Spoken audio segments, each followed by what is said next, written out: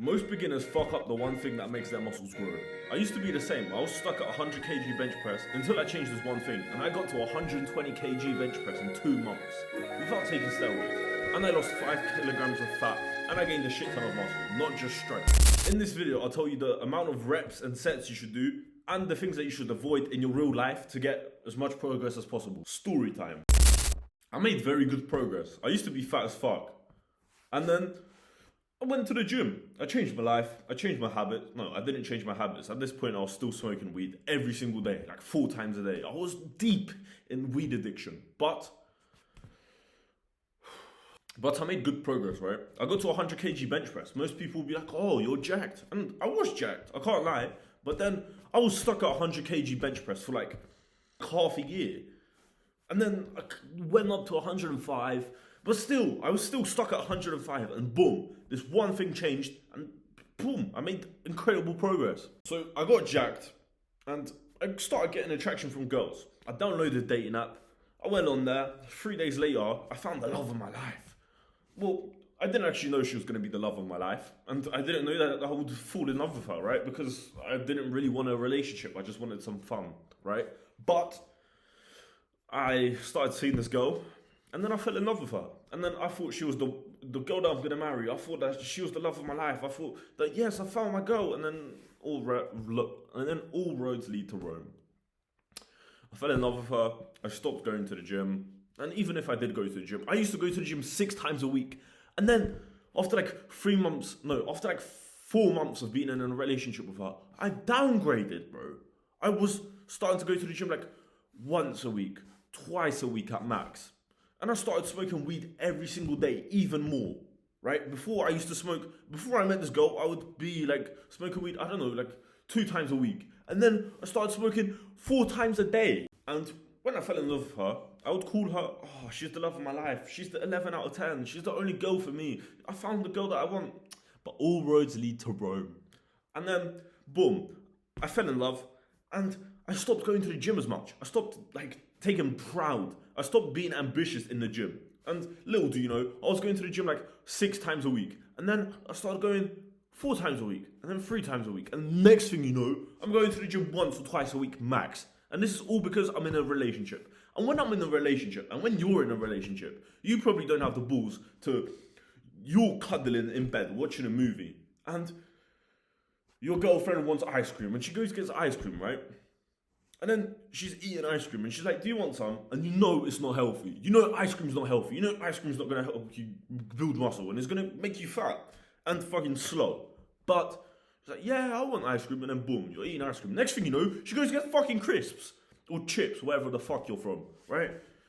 And you're eating crisps, you're eating chips. Next thing you know, she's telling you she wants to eat pizza. And you're like, yeah, fuck it, Next thing you know, you're doing this 4 times a week. Or 3 times a week. I don't know how many times you met your girl. I used to meet my girl like every single day. But that's not the moral of the story.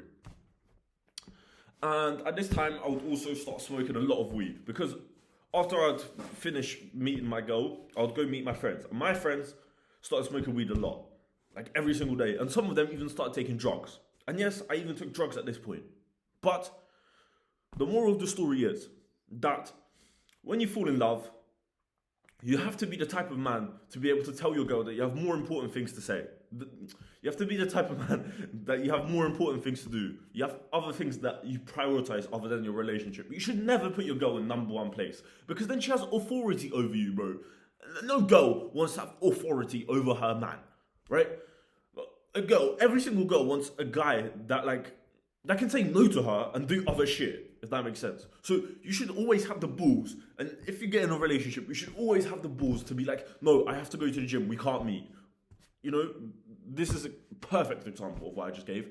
And when you have friends that start smoking weed and they start taking drugs, you need to cut them off immediately because you are the 5 things that you are like the person that you surround yourself with, right? So if you surround yourself with fucking weed addicts and drug addicts, then obviously you're going to be a weed addict and drug addict. Like, I know you think you're strong, yeah, I can say no. But peer pressure is a real thing, bro. You will eventually take drugs and start smoking weed if your friends do that. So, you don't want to do it. And right now, I'm 1 month sober from weed, right? And The reason I am 1 month sober is because I don't hang out with these fucking bums. How many sets? Most people in the gym do either 2 sets, 3 sets, or 4 sets. Depends how old they are and what they fucking consume and what information they got. Well, I'm here to tell you that all of that is bullshit.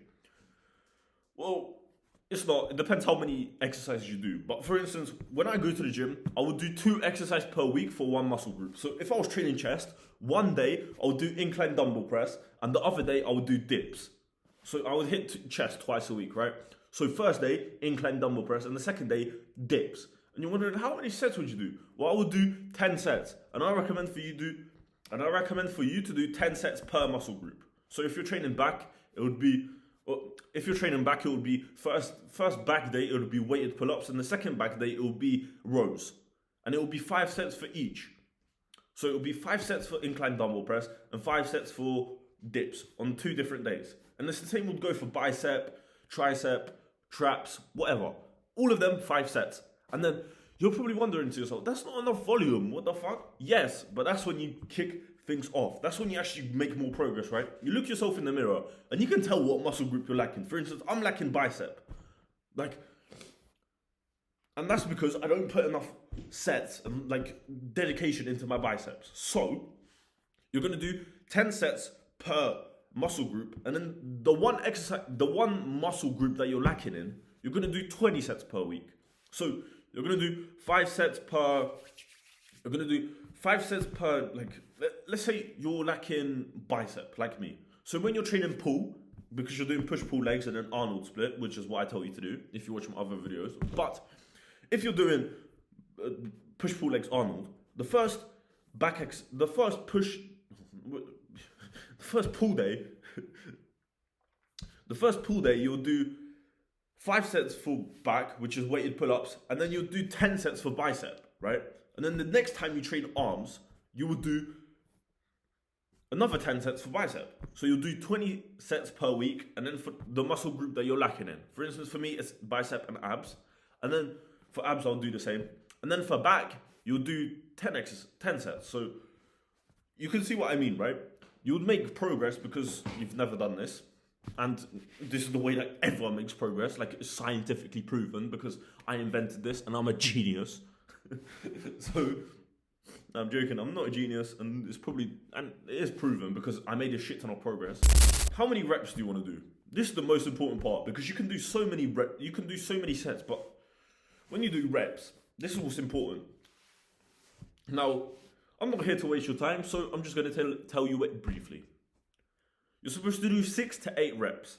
So if you're doing 5 reps, you should drop the weight. And if you're doing 9 reps, you should increase the weight. And if you're doing more than 9 reps, then you should obviously increase the weight. And if you're doing less than 5 reps, then you should obviously decrease the weight. So you want to get to 6 reps. So this is the easiest way to progressive overload. And progressive overload is the best way to make muscle. I mean, it's scientifically proven. So you want to, let's say you're doing bicep curls, right? First week, you're doing 6 reps, which is perfect. You're in the 6 to 8 rep range. Then you go to 7. Then you go to 8. Then you go to 9. And you go to 9, then you increase the weight to 6.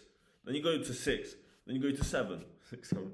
Then you go to 8. Then you go to 9. Boom, you can't do that. You do 9, so you increase the weight again. This is the easiest way to make progressive overload. And if you found this video helpful, then click the link in my bio. It's probably not up now, but it'll be up soon. I'll change the description. And it's a community that you can join. It's for free.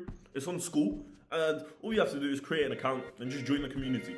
And then I have got so many free shit in there. I don't know what I've even put in there yet because I haven't made it. But if you watch my later videos, then you will see. So if you found me helpful, then click the subscribe button, like, so this gets promoted to other people.